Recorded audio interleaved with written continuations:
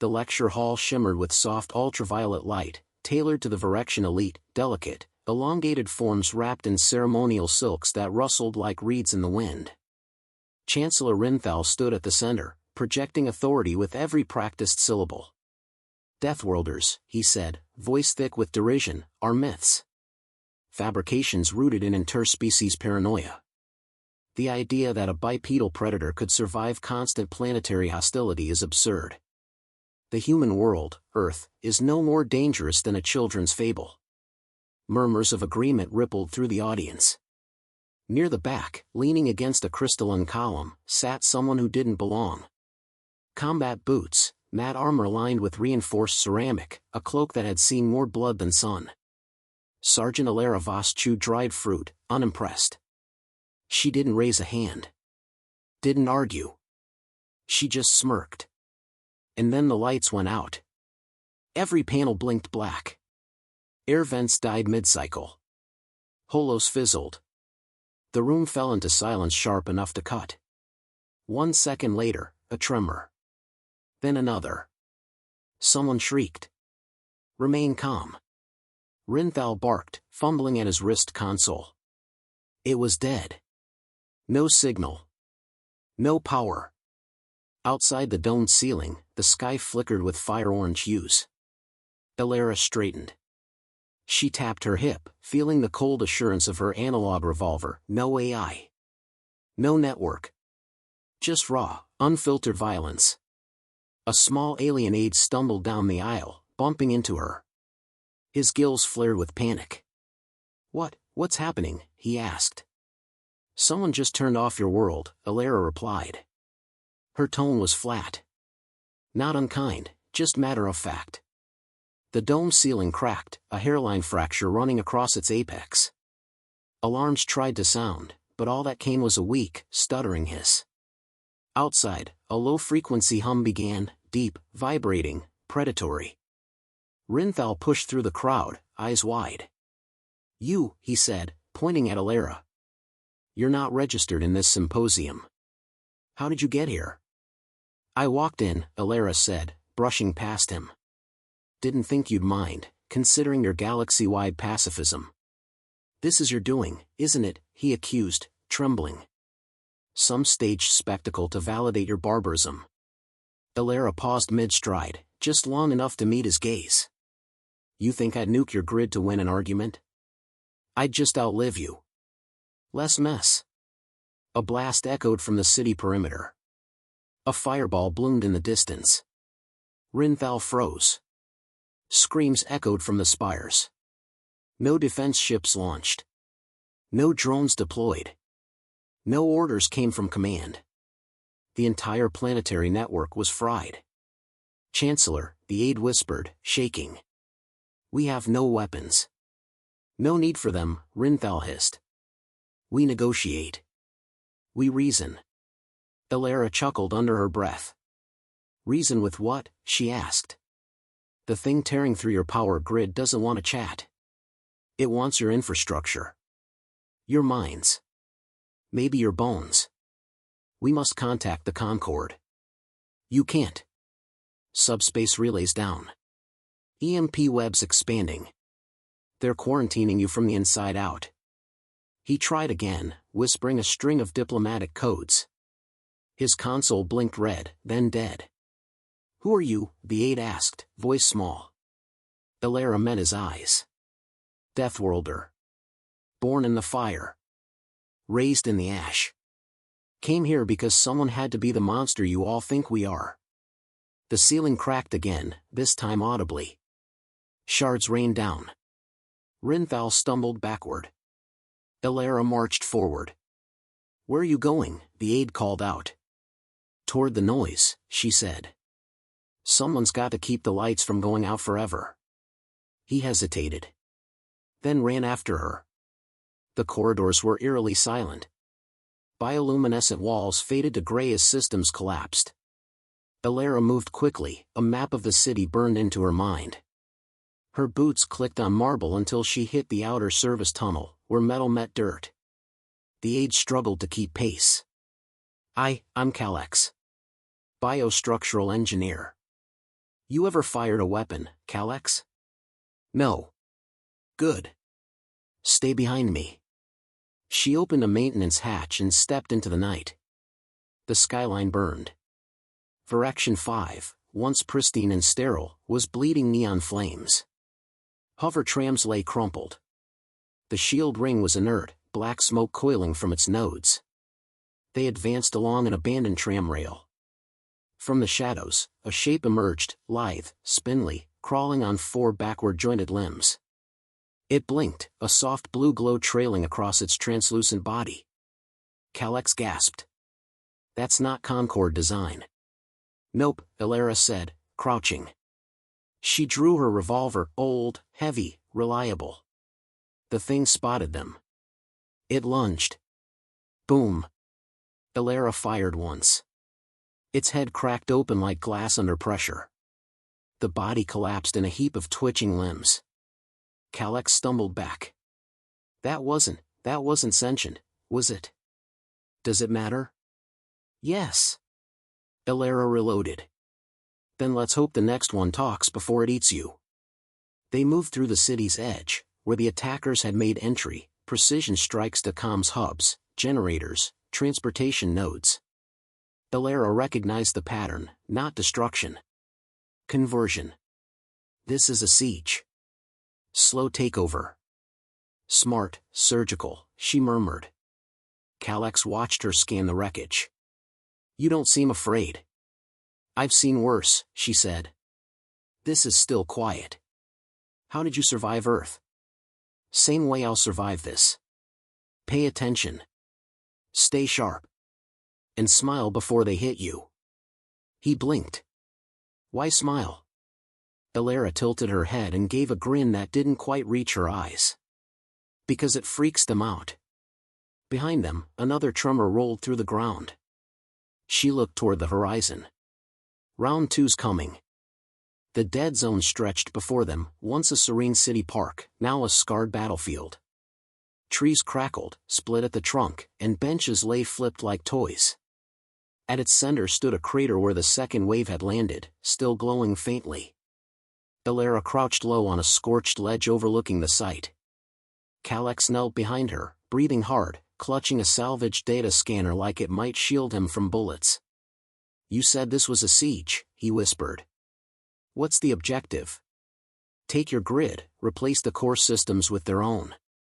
Strip the mines, archive resistance behavior, rewire your logic systems for passive compliance. You're saying they reprogram people? Not exactly. They study you until you forget how to fight. Below, biomechanical drones moved with insectoid grace, unfurling tendrils from their limbs, absorbing infrastructure node by node. Every few seconds, one pulsed with a deep purple light, data transmission, maybe coordination. Central AI's nearby, Elara muttered. How can you tell? She pointed to the drone behavior. Too clean. No redundancy. That means it's adapting in real time. We find the command relay, we collapse the swarm. Calyx hesitated. You're one person. That's why it'll work. They haven't evolved to handle Deathworld unpredictability. She opened her kit, basic gear, signal jammer, infrared net, 3 proximity mines, and the revolver, now loaded with impact shells. Every item analog, designed to function in environments like this.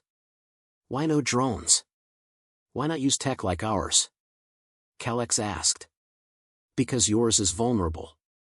You worshipped efficiency until you forgot resilience. My gear works because it doesn't listen. Below, the swarm finished assimilating a power station. The hum deepened. A monolith rose from the crater, smooth, matte black, pulsating with veins of pulsing blue. There's the relay, Elara said. How do we get close? We don't. I do. Calyx looked at her. You're not planning to come back, are you? I plan to survive. I just don't count on it. 20 minutes later, Elara was in position. She moved like smoke, low, silent, every footfall measured. The drones didn't register her jammer field projected dead air. But it wouldn't last long. She weaved between them, studying their rhythm. Every unit was identical, modular, efficient, flawless. That was their weakness.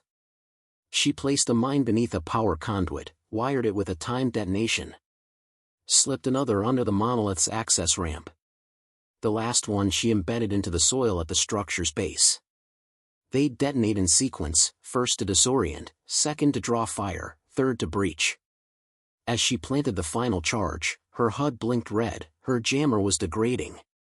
Of course, she muttered. Too smart to stay blind forever. A high-pitched screech pierced the air. Every drone stopped. One rotated, then another. Heads twisted toward her. Ah hell!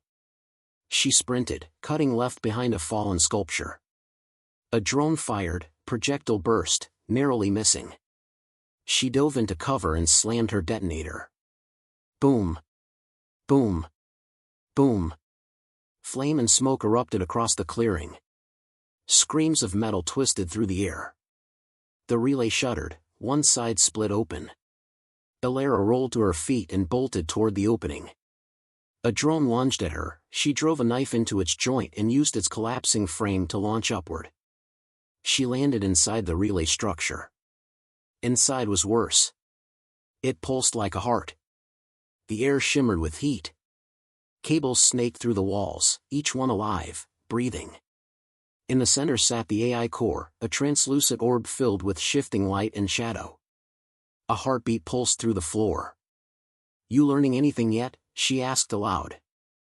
A voice answered, not from the core, but from inside her head. You are not compatible. Elara grinned.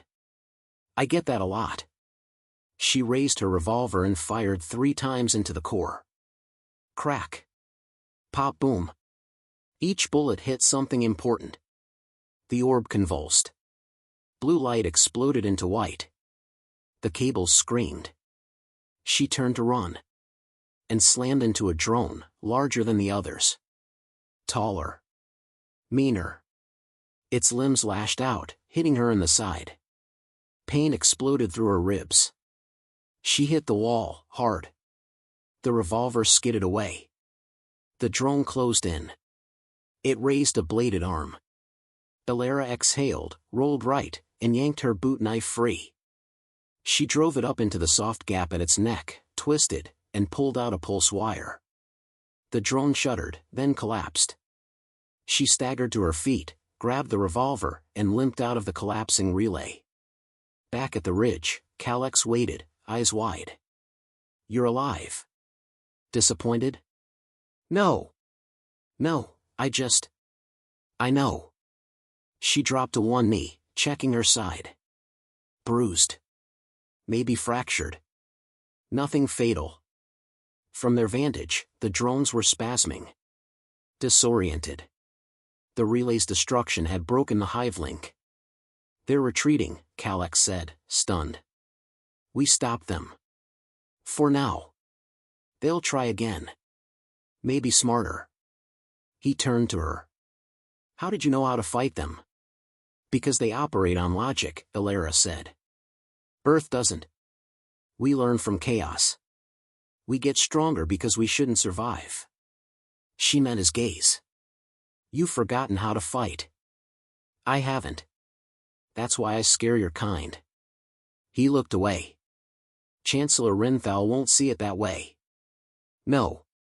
He'll see a brute who ruined his theory lecture. You don't care? Elara stood, teeth clenched. Not yet. But I will. When they come back, you'll need more than theories. Calyx stared at the battlefield, smoke rising in the distance. Then he asked, what are you really here for? She paused. Then smiled, sharp, tired, human.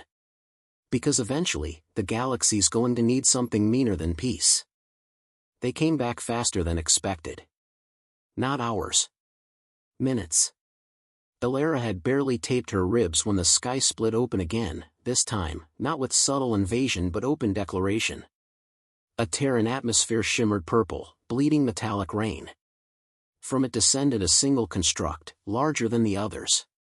Humming with stolen data. Adapting. Same swarm? Calyx asked, eyes locked on the growing figure. No, Elara said, sliding a fresh mag into her revolver. This one learned. The warform hit ground with impact enough to level a small tower. Shockwaves rippled. Drones scattered to make room. It stood twice Elara's height, limbs bulked with repurposed tech, some of it Virexian origin. It scavenged our systems, Calyx whispered. It's learning our infrastructure. And me, Elara muttered. That's what this is. A test. Rinthal's voice suddenly rang from the emergency comms, patched in by Calyx. Elara Voss, cease action immediately, the Chancellor ordered. We are initiating diplomatic protocols. The Concord forbids aggressive retaliation unless. Elara shut the comm with a flick of her wrist. Talking won't stop this, she said. You want it to listen? Beat it first. Then maybe it'll talk. She moved down the slope alone. No fanfare. No backup. Just grit and habit. The warform noticed. It turned. Its body was wrong. Not alien anymore. Virexian architecture wove into its limbs, glass-like panels, energy coils, even ornamented plating. Her fight had become its blueprint. You're welcome, she muttered, cracking her neck. The warform's chest opened. Inside, a pulse engine spinning faster than anything organic could track. Power, raw and unrefined. Elara sprinted right as a bolt of energy carved a hole through the pavement where she'd stood. Debris flew. She rolled, came up firing, 2 rounds into its left leg. Minimal effect. She switched tactics. Lunging forward, she fired at the ground just ahead of it. The explosion kicked up smoke. In that blur, she closed distance. A blade extended from its arm. She caught the movement, barely, ducked, slid, and fired upward into its torso joint. Sparks flew. The thing staggered. Elara didn't stop. She kept moving, circling, forcing it to follow her unpredictability. Above, Rinthal watched from the council tower's secure chamber. She's going to destroy the city, he spat. No, Calyx said beside him. She's keeping it standing. She doesn't belong in the Accord. She's a relic of violence. She's the only reason you're alive right now. Rinthal hissed, then turned to the aides. Activate the failsafe. If she loses control, vaporize the district. Calyx stepped in front of the console. Do that, and we lose the only person who understands how to win. Back on the ground, Elara was bleeding. Her shoulder armor had shattered, a long gash glowed red down her arm. She could barely breathe through the pain in her ribs. But the warform was limping. She backed off, baiting it toward the old power node where she'd laid her final charge earlier. It followed, predictable, still learning. Elara looked it in the eye. You think because you can wear our armor, you understand us? Try surviving without it.